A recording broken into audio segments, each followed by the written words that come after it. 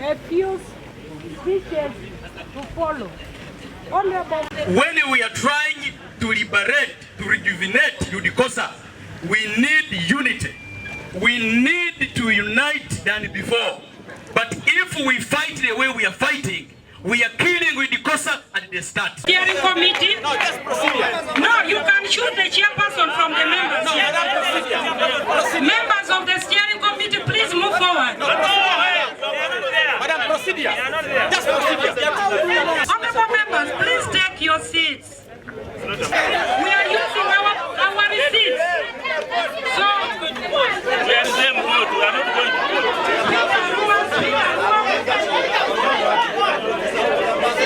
Lame Ogwal Otuke, YK Ogwal, as our legal advisors, please raise your hands. The two of them. Then we have Honorable Sentongo, Deputy Speaker Mukono, as our publicity secretary. Congratulations and commitment. In one word. Then you turn the other side. Just one word. We turn the other side.